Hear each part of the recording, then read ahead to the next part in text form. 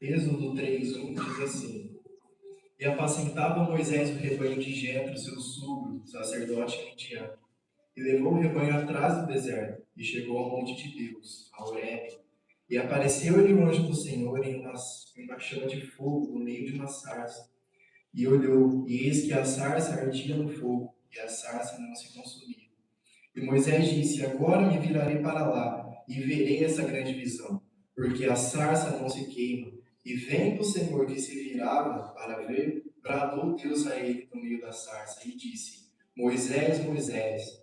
E respondeu ele: Eis-me aqui. E disse: Não te chegues para cá, tira os sapatos de teus pés, porque o lugar em que tu estás é terra santa.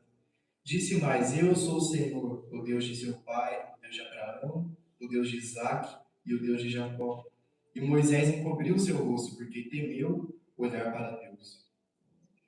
Para dar um contexto, nós vemos aqui, no início de Gênesis, a continuação direta do livro de Êxodo, de Gênesis. Êxodo é a continuação direta. Em Gênesis, a gente termina a história quando José ele vai para o Egito junto com Jacó e com a família dele, e lá eles se estabelecem por 400 anos. E nesses 400 anos, o povo de Deus começa a crescer no Egito. E aí a história em Êxodo começa quando o faraó que cuidou de José, que viveu o tempo de José, ele morreu, e chegou um faraó que não conhecia a história do povo de Israel. Então, esse faraó ele viu que o povo estava crescendo, o povo estava expandindo muito, e aí o faraó começa a oprimir o povo. Ele coloca o povo de Israel debaixo do jugo de escravidão para fazer com que esse povo não se rebele contra o Egito. E aí nós vemos um pouquinho antes do capítulo 3, ali no capítulo 2, versículo 24. E ouviu Deus o seu gemido, o gemido do povo, e lembrou-se Deus da sua aliança com Abraão, Isaque e com Jacó. E viu Deus os filhos de Israel, e atentou Deus para a sua condição. Então o povo de Israel começou a clamar a Deus, porque eles estavam sendo oprimidos, eles estavam sendo escravizados. E o povo começa a clamar pelo favor de Deus. Então Deus, ao invés de chegar lá e botar ordem em tudo, ele chega e fala com Moisés. E aí, não é simplesmente ele chegar e falar com Moisés, ele chega em uma sarça. A sarça que queimava, que pegava fogo, mas o fogo não consumia. Então Moisés, ele estava, nesse momento da história, Moisés tinha acabado de fugir do Egito. E ele fugiu do Egito porque ele matou um homem egípcio. Então todos ficaram sabendo disso e queriam matar Moisés. Só que Moisés foge. Ele vai para Midian e lá ele fica refugiado, porque como os egípcios queriam matar ele, ele se refugiou porque ele estava com medo de morrer. Moisés tinha medo da morte, então ele foge para essa terra. E lá nessa terra, ele, apacentando os rebanhos do sul, ele tem essa visão da sarça ardente. E ali no verso 6, no final do verso 6, diz assim: Moisés, ao ver isso, ele encobriu seu rosto, porque temeu olhar para Deus. Então Moisés, ele fugiu do Egito porque ele estava com medo da morte. E quando ele olha para aquela sarça ardente, a primeiro momento ele fala: Eu vou até lá para ver o que é isso. E quando ele chega lá, ele descobre que era o próprio Deus ali, ele cobre o seu rosto, porque ele fica com medo. Então Moisés, ele cobriu o rosto, ele se escondeu de Deus, porque ele estava com medo de morrer. Ele tinha medo da morte. Lá no Jardim do Éden, quando Adão e Eva cometem o pecado, o primeiro pecado, e eles ouvem Deus passeando ali pelo jardim na viração do dia, eles se escondem, porque eles estavam com medo, eles estavam com vergonha. Então Moisés primeiro foge do Egito por medo da morte, e depois Moisés ele se esconde de Deus, porque ele estava com medo da morte também. Se a gente continua a história, lá em Êxodo, no capítulo 19, a partir do verso 9, fala assim: E disse o Senhor a Moisés: Eis que eu virei a ti uma nuvem espessa, para que o povo ouça falando eu contigo, e para que também te creiam eternamente. Porque Moisés tinha anunciado as palavras do seu povo ao Senhor. Disse também o Senhor a Moisés: Vai ao povo e santifica-os hoje e amanhã, e lavem nele as suas roupas, e estejam prontos para o terceiro dia, porquanto no terceiro dia o Senhor descerá diante dos olhos de todo o povo sobre o monte Sinai. E marcarás limites ao povo em redor, dizendo: Guardai-vos, não subais ao monte, nem toqueis o seu termo. Todo aquele que tocar o monte certamente morrerá. Verso 13: Nenhuma mão tocará nele, porque certamente será apedrejado ou asediado. Quer seja animal, quer seja homem, não viverá. Soando a trombeta longamente, então subirá ao monte. O sistema que funcionava para falar com Deus naquela época era assim: Deus escolheu Moisés e Arão como aqueles que iam à frente do povo. E nesse contexto onde Moisés estava à frente junto com Arão, Deus falava diretamente com Moisés e Moisés passava para o povo. E Deus estabeleceu assim, tanto é que quando a gente vai ver as leis, a gente vê que Deus ele estabelece o sumo sacerdote, que é o homem que vai entrar na presença de Deus uma vez por ano para fazer o sacrifício. Então, se a gente quisesse falar com Deus naquela época, a gente tinha que levar tudo para o sumo sacerdote e ele levava para Deus. O contato com Deus era feito só através de um intercessor. E nesse tempo, Moisés subia no Monte Sinai e lá em cima ele falava com Deus face a face, ele falava com Deus diretamente. Só que quando chega nesse momento da história, Deus fala para Moisés para ele ir lá e santificar o povo durante 3 dias. Porque depois desses 3 dias, o próprio Deus desceria no topo do Monte Sinai e ele falaria com o povo diretamente. Então, Deus queria retirar nesse momento essa intercessão. Ele queria tirar Moisés desse lugar para ele falar diretamente com o povo. Deus não queria escrever os 10 mandamentos em tábuas, ele queria falar com o povo, conversar com eles. Só que nós vemos que Deus fala para Moisés santificar o povo durante 3 dias, e ele fala: nenhuma mão tocará no monte, porque certamente será apedrejado ou sitiado. Quer seja animal, quer seja homem, não viverá. Só que aí ele termina falando assim: soando a trombeta longamente, então subirão o monte. Então Deus fala: vocês não vão subir o monte até que ouçam o som da trombeta. Quando ouvirem esse som, vocês vão subir. Então eu vou falar com vocês diretamente. Só que se a gente vai lá para o capítulo 20, os versos 18 e 19, diz assim: todo o povo viu os trovões e os relâmpagos e o sonido da trombeta e o monte fumegando. E o povo, vendo isso, retirou-se e pôs-se de longe. E disseram a Moisés: fala tu conosco e ouviremos, e não fale Deus conosco, para que não morramos. Então o povo recebeu a seguinte instrução: vocês vão esperar o som da trombeta para subir o monte, e eu vou falar com vocês diretamente. E aí, quando a gente vai para o versículo 18 do capítulo 20, fala que eles ouviram o sonido da trombeta. Eles ouviram a trombeta tocando. E quando a trombeta tocasse, eles deveriam subir o monte, mas eles fizeram o contrário. Enquanto eles deveriam subir e se encontrar com o Senhor, eles se colocaram de longe. Então eles não obedeceram o que o Senhor tinha falado. E além de não obedecer o que o Senhor tinha falado, eles ainda falam para Moisés: fala você com a gente, mas não fala Deus conosco, porque nós vamos morrer se isso acontecer. Então, o povo estava com medo da morte, o mesmo medo que Moisés teve quando viu a Deus na sarça ardente.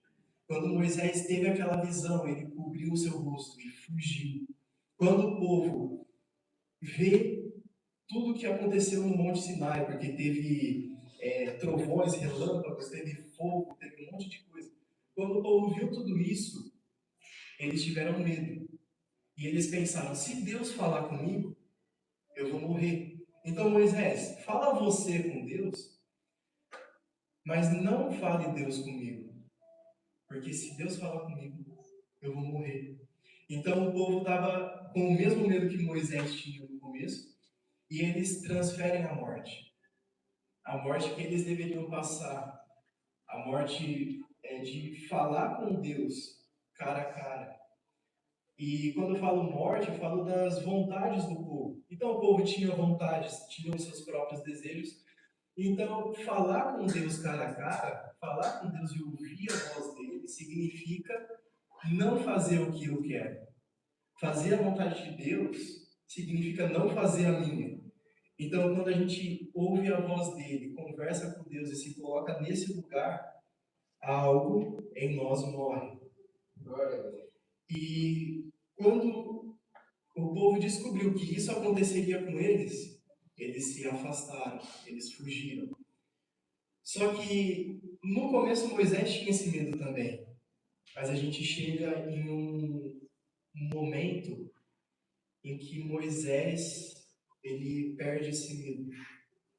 Moisés, a primeiro momento, ele tem medo de Deus, ele não quer se colocar na presença de Deus, ele se esconde. Só que passado algum tempo, a gente vai ver que isso vai sendo retirado de Moisés. Conforme o tempo vai passando, isso vai sendo tratado dele. Até que chega em um ponto, lá em Deuteronômio 34:10, fala que não houve nenhum homem, nenhum outro homem, nem antes e nem depois de Moisés. Deixa eu ver exatamente como que fala. Deuteronômio 34:10. Fala assim: e nunca mais se levantou em Israel profeta algum como Moisés, a quem o Senhor conhecera face a face. Nunca mais se levantou um homem que Deus conheceu face a face. E aí que fica uma pergunta: por que Moisés teve mais acesso à presença de Deus do que outros? Por que Moisés teve mais acesso à presença de Deus do que outros? Por exemplo, Arão. A palavra de Deus não fala em momento nenhum que Arão falava face a face com Deus da mesma forma que Moisés falava. Por que que Arão não teve esse relacionamento com Deus? Por que que outras pessoas ao longo da história da Bíblia a gente vê que não teve esse relacionamento? E aí a gente vai para Êxodo 33. Eu quero ver o capítulo todo. Fala assim, a partir do verso 1.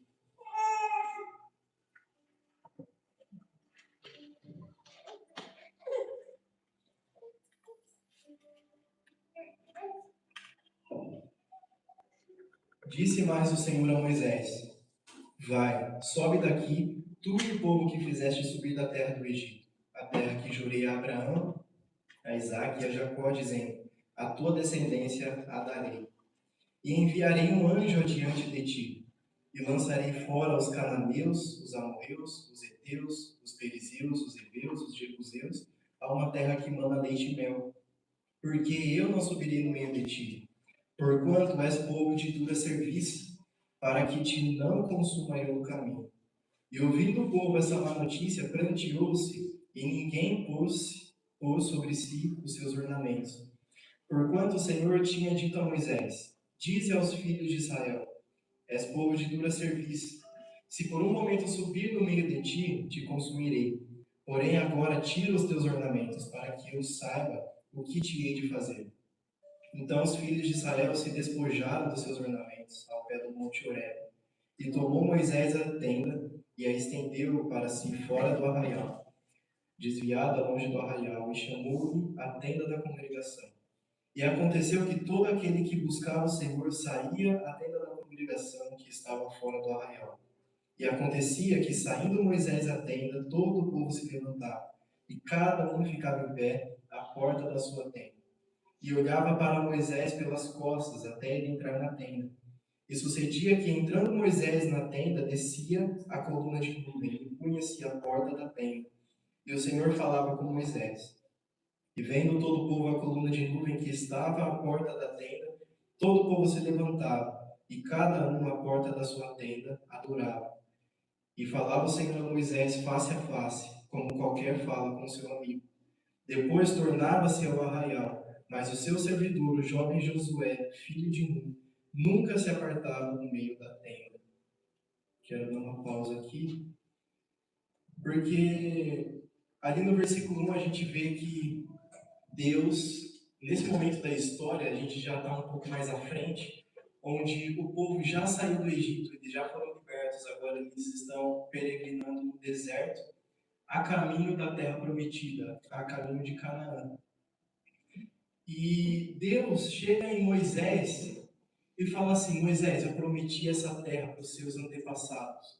Agora vai e toma posse dessa terra.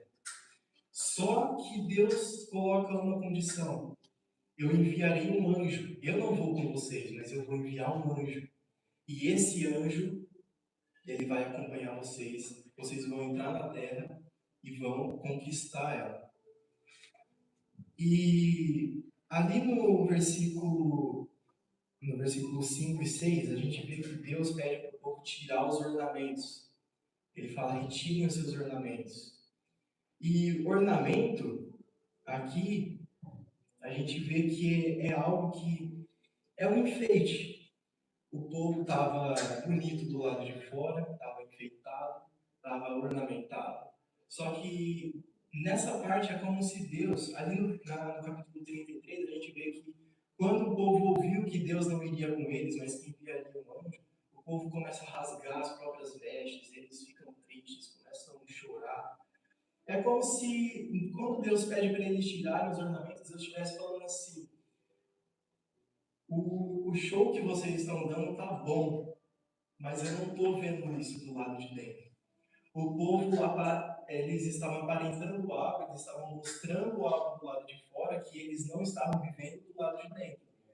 Então, o povo amava tanto a presença de Deus assim, eles buscavam tanto a presença de Deus assim, a ponto de ficarem tristes ao descobrir que Deus não iria com eles.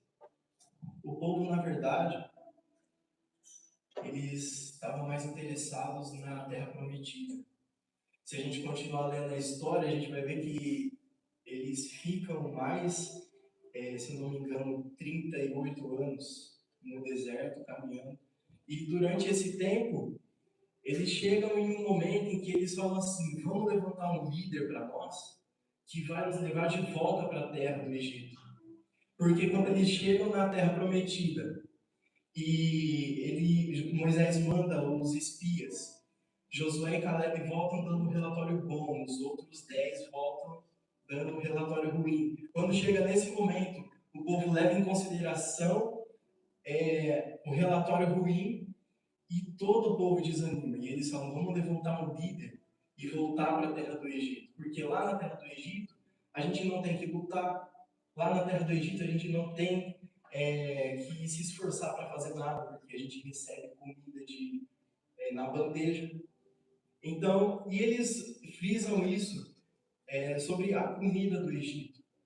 Eles falam: vamos voltar para a terra do Egito, porque lá a gente tem carne, lá a gente tem tudo do bom e do melhor. Mas aqui no deserto, a gente só tem esse maná que Deus manda. A gente só tem isso. Deus providenciou o maná todos os dias para o povo não morrer de fome. O povo vai lá e fala que não é o suficiente. Eles prefeririam voltar para o Egito, porque lá a comida era melhor. Reclamam do maná que Deus estava entregando para eles. Então, o povo não estava nem um pouco interessado na presença de Deus. O povo estava interessado mesmo, era nas bênçãos que Deus havia prometido para eles. Então, por que eles estavam ali? Eles estavam ali porque Deus prometeu uma terra boa. Mas quando eles chegam nessa terra boa, eles veem que eles vão ter que lutar para conquistar a terra. Eles desistem e voltam atrás. Então, Então, eles não queriam saber da presença de Deus, eles queriam saber das bênçãos. E Deus, sabendo disso, ele pede para o povo tirar os ornamentos. Tira esses enfeites aí. Porque tá bonito essa aparência de religiosidade, tá bonito só para vocês. Eu tô vendo como é que tá do lado de dentro de verdade. Então, muitas vezes nós estamos aqui, nós levantamos as nossas mãos, nós giramos no manto, fazemos um espetáculo aqui. Só que Deus, ele não vê como o homem vê.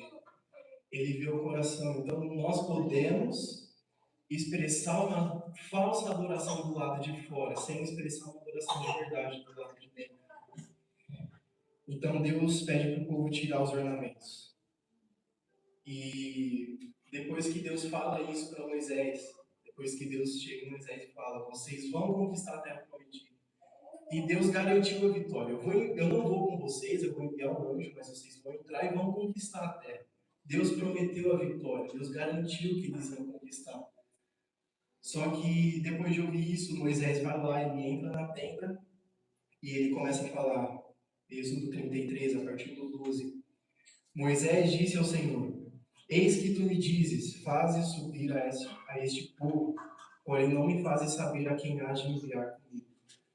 E tu disseste, conheço-te por teu nome, também achaste graça aos meus olhos. Agora, pois, se tenho achado graça aos teus olhos, rogo-te que me faças saber o teu caminho, e conhecer-te-ei, para que ache graça aos teus olhos. E considera que esse povo é o teu povo. Disse, pois, irá a minha presença contigo, para te fazer descansar. Então lhe disse, se a sua presença não for conosco, não nos faça subir daqui. Como, pois, se saberá agora que eu tenho achado graça aos teus olhos, eu e o teu povo? Acaso não é por andares tu conosco, de modo a sermos separados, eu e o teu povo, de todos os povos que há sobre a face da terra? Então disse o Senhor a Moisés, farei também isto que tens dito, porquanto achaste graça aos meus olhos, e te conheço por nome. Moisés, ele se coloca no lugar de Senhor, beleza, nós vamos conquistar a terra prometida, o Senhor prometeu, o Senhor nos deu essa bênção, só que o Senhor não vai com a gente. E aí Moisés fala ali no verso 15, se a sua presença não for conosco, não nos faça sair desse lugar. É como se Moisés estivesse falando para Deus, eu prefiro ficar mais 80 anos no deserto do que ficar um dia nessa terra sem a sua presença. Eu prefiro morar no deserto o resto da minha vida, mas na presença do Senhor, do que ficar nessa terra sem o Senhor. O tema dessa mensagem, o título dessa mensagem é a prioridade da presença. E quando a gente pensa em colocar Deus em primeiro lugar, colocar Deus como prioridade, a gente pensa que ele tem que ser o topo da lista, ele tem que ser o mais importante. Realmente, ele tem que ser o mais importante. Só que o Senhor, ele nunca quis estar no topo da lista. Vamos imaginar uma lista de coisas que a gente tem como prioridade é uma só. Mas vamos imaginar uma lista de coisas que a gente tem, que a gente faz durante o nosso dia. E aí nessa lista, se a gente pensar que Deus quer ser o primeiro, Deus tem que estar em primeiro lugar na lista. Então depois que a gente acorda, o que a gente faz? Então vamos imaginar, se eu acordo e arrumo a minha cama, qual que foi a primeira coisa da minha lista? Arrumar a cama.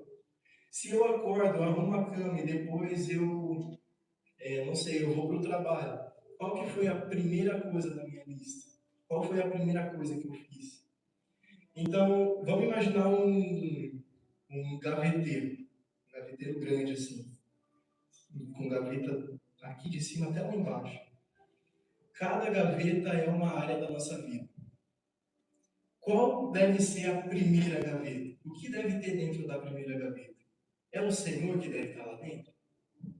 Só que aí, eu estou falando isso porque não adianta nada a gente colocar Deus em primeiro lugar e excluir Ele do resto. Então, imaginando esse gaveteiro, a gente coloca Deus na primeira gaveta e nas outras gavetas Ele não está lá.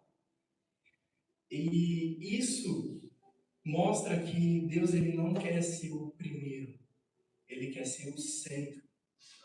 Deus ele não quer estar na primeira gaveta, ele quer estar em todas as gavetas. Isso significa que Deus ele quer tomar conta de todas as áreas da nossa vida. Ele não quer ser o primeiro no sentido de a primeira coisa que eu faço depois que eu acordo é o meu devocional. Então Deus é o primeiro para mim. Não necessariamente. Deus ser o primeiro significa que ele deve ser o centro de todas as áreas. Então, do que adianta Deus ser o centro quando nós estamos dentro da igreja, mas ele ser o último quando nós estamos no trabalho? Do que adianta Deus ser o primeiro quando nós estamos em casa, mas ele nem aparece quando nós estamos na academia ou em algum outro lugar? Então, não adianta colocar Deus em primeiro lugar e não colocar ele no centro. Então, mais do que ser o primeiro, Deus quer ser o centro. Então nós chegamos em uma parte, ali no verso 18, que Moisés fala assim: então ele disse, rogo-te que me mostre a sua glória. Em outras versões vão falar que Moisés pediu para ver a face de Deus. Em outras versões falam, eu te peço que me mostre a sua face. Então Moisés ele chega num momento da história que ele pede para ver a glória de Deus. Ele está pedindo com todas as palavras, eu te peço para que o Senhor me mostre a sua glória. Só que lá na sarça ardente, quando Moisés viu a glória de Deus, ele se escondeu. Agora Moisés está pedindo para ver. Ele está clamando ao Senhor. Eu quero ver a sua face, eu quero ver a sua glória. E isso mostra que Moisés, ele queria algo que ele não poderia ter, mas que Deus queria dar.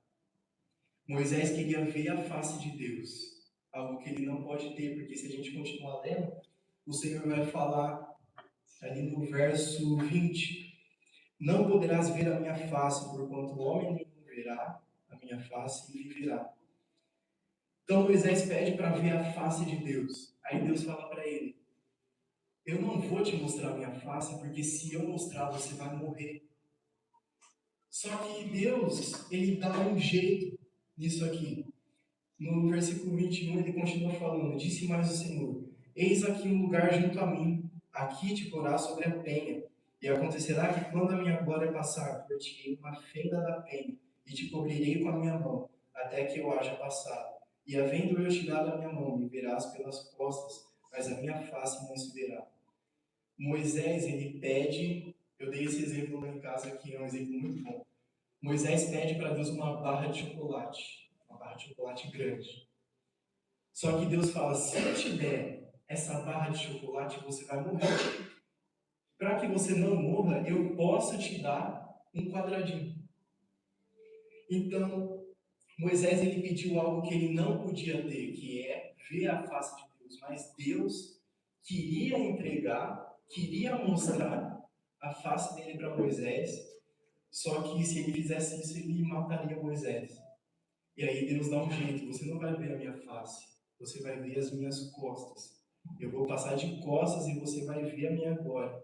E um ponto muito interessante é que Deus fala no versículo 22, e acontecerá que quando a minha glória passar, por-te-ei uma fenda da penha, ou a fenda da rocha. Essa fenda da rocha é um símbolo muito claro de Jesus. Porque era um lugar que Deus colocaria em Moisés, para que Moisés pudesse ver a glória dele e não morresse. Nós podemos hoje olhar para Deus e não morrer, porque a imagem de Deus é Jesus. Jesus, ele se fez carne, ele se fez homem para que nós pudéssemos contemplar a glória de Deus. Então aquela música que fala, agora nós podemos no homem ver a Deus, fala sobre essa fenda da rocha, o lugar que Deus colocou Moisés para que ele ficasse protegido, para que quando a glória dele passasse, Moisés não morresse. Então hoje nós nos colocamos na presença de Jesus, nós nos colocamos juntos de Jesus, porque quando a glória de Deus passa, nós podemos ver a glória dele, nós podemos ver a face dele na imagem, no corpo, na vida de Jesus. Então, Moisés quis algo que ele não poderia ter, mas que Deus queria entregar para ele. E Moisés, ele chega em um amor pela presença de Deus que ele não está nem aí para a terra prometida. Lembra que quando Deus fala que não vai, Moisés fala, não nos faça sair daqui se a sua presença não for. Moisés não está nem aí para a terra prometida. É como se Moisés estivesse falando, Senhor, eu não estou nem aí para essa terra. Eu não estou aqui para conquistar a terra. Eu não estou aqui para receber as bênçãos do Senhor. Eu estou aqui por causa da sua presença. Lá na história da vida de Jesus, tem um momento que Jesus faz uma pregação muito difícil para o povo ouvir e a multidão vai embora. E aí Jesus vira para os discípulos dele e pergunta, vocês não vão embora também? Pode ir, a porta está aberta. Pedro vira para Jesus e fala assim, Senhor, para onde mais nós iríamos? Se só o Senhor tem palavras de vida eterna. Então Moisés, é como se Moisés estivesse fazendo essa pergunta, Senhor, para onde mais eu iria? Beleza, a gente vai lá, conquista a terra, a presença do Senhor não está lá, a gente vai para onde? O que a gente faz depois disso? Então Moisés, ele não se importava mais com nada. E o nosso amor pelo Senhor, lá em Jeremias 29:13, fala que esse deve ser um amor, uma busca que não depende do que nós sentimos, do que nós pensamos, mas é uma busca de todo o coração. Ele fala, vocês me buscarão e me acharão com uma condição, se vocês me buscarem de todo o coração. Todo o coração não é 99%, não é 99,9%, todo o coração é todo o coração. É uma busca e uma entrega de forma integral, não é metade, não é algumas partes da nossa vida. Deus não quer estar em algumas partes, Ele quer estar em todas as partes. Ele quer tomar conta de nós por completo. Então, buscar a Deus de todo o coração é entregar para Ele tudo que nós temos e tudo que nós somos. E essa entrega, quando nós entregamos o nosso ser por completo a Jesus, nós morremos. A nossa vontade morre, os nossos desejos morrem. E por que a gente morre? Porque a nossa carne morre quando nós nos colocamos na presença de Deus? Nós temos medo. Igual o povo teve medo quando viu o fogo, os relâmpagos, os trovões no topo do Monte Sinai. O mesmo medo que Moisés teve quando ele viu aquela sarça ardente, ele descobriu que Deus estava na sarça.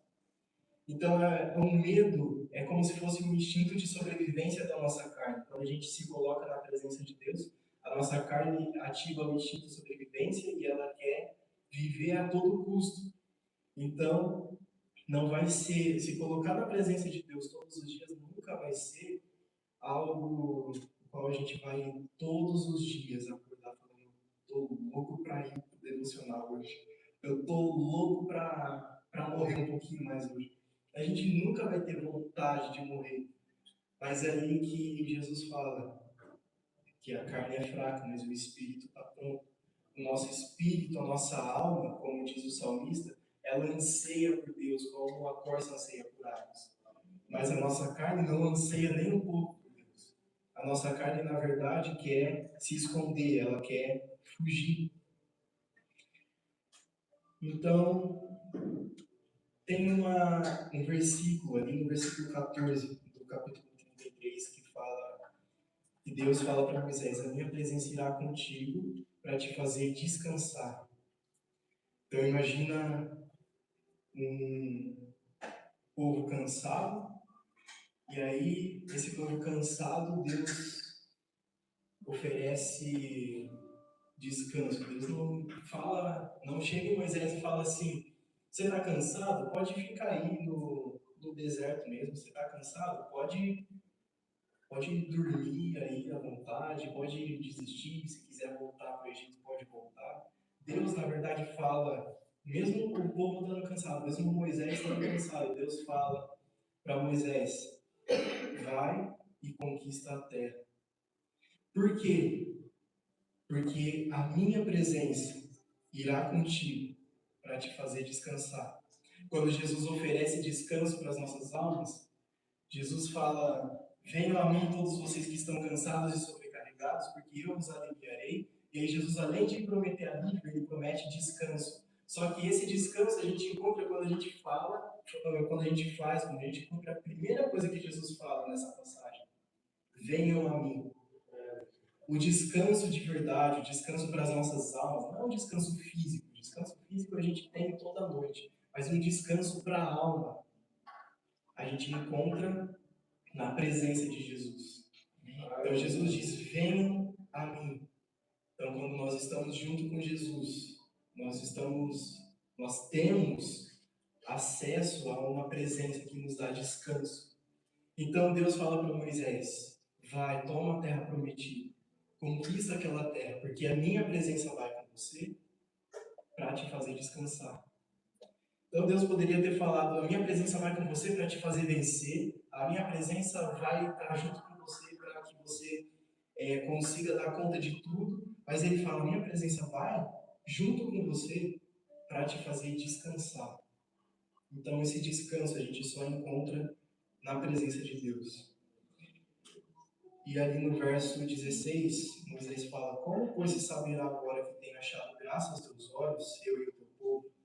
Acaso não é por andares tu conosco, de modo a sermos separados, eu e o teu povo, de todos os povos que há sobre a face da terra? A única coisa que diferencia a igreja do mundo é a presença de Deus.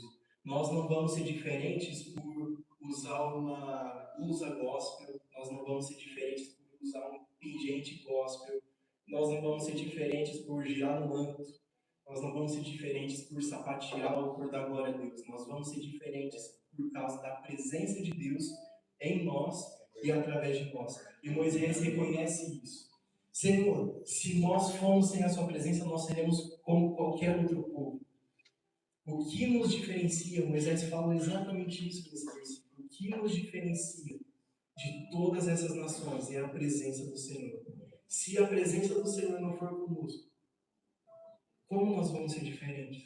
Como nós vamos nos destacar? Moisés, lembra daquela pergunta? Por que Moisés teve mais acesso à presença de Deus do que os outros? Porque Moisés não considerou a vida dele mais preciosa do que a presença de Deus. Moisés se colocou num lugar onde ele sabia que se ele visse a face de Deus, ele morreria. Porque lá na sarça ardente, quando ele vê, ele se esconde por medo da morte. Mas nesse momento, mesmo sabendo que ele poderia morrer, ele pede para ver a glória de Deus. Então Moisés, ele teve mais acesso à presença de Deus do que outras pessoas, porque ele não considerou a vida dele mais preciosa do que essa presença. Então, ele quis algo que ele não poderia ter, mas que Deus queria entregar. Paulo, quando ele, depois que ele tem o encontro dele com Jesus, ele também vai falar: eu não considero mais a minha vida como preciosa. Não vivo mais eu, mas Cristo vive em mim. Nós só teremos acesso à presença de Deus por completo. Nós só tomaremos posse de tudo aquilo que o Senhor nos entregou quando nós não tivermos mais a nossa vida como preciosa. Então é muito mais do que pedir para Deus nos abençoar, é pedir para Deus nos direcionar. Então, ao invés de pedir uma bênção de Deus, peça uma direção. Porque quando nós estamos seguindo a direção de Deus, Ele vai cuidar de tudo. Ele vai cuidar de absolutamente tudo. Inclusive de nós. Enquanto nós estamos fazendo a vontade de Deus, se nós nos cansarmos, Ele promete descanso. Mas não em qualquer lugar, Ele promete descanso na presença dEle. E como conclusão dessa palavra, nós só teremos tudo de Deus quando Deus tiver tudo de nós. Nós só teremos uma revelação completa de quem Deus é quando Deus tiver o nosso coração de forma integral, de forma completa. Nós só conheceremos Deus como Moisés conheceu quando Deus tiver o mesmo tanto de nós que ele tinha de Moisés. Então, quando os nossos amores, desejos e vontades estiverem submetidos ao senhorio de Cristo, nós teremos mais dele. Quando tudo que há em nós, quando tudo que nós somos, nós desejamos e nós pensamos, quando tudo isso estiver debaixo do senhorio de Jesus, é nesse momento que nós começaremos a ter uma revelação maior de quem Deus é. Então, a revelação de quem Deus é, essa revelação igual Deus se revelou para Moisés, nessa passagem, nós só teremos acesso a isso, nós só alcançaremos isso quando nós estivermos dispostos a morrer. Então, Deus não quer a sua vida. Ele não quer ser só mais um na sua vida. Ele não quer ocupar mais um lugar. Ele não quer ocupar mais um espaço. Ele não quer ser mais uma tarefa que você tem. Ele não quer ser mais um detalhe do seu dia. Ele quer ser tudo. Não só o primeiro, o centro de todas as coisas. Amém?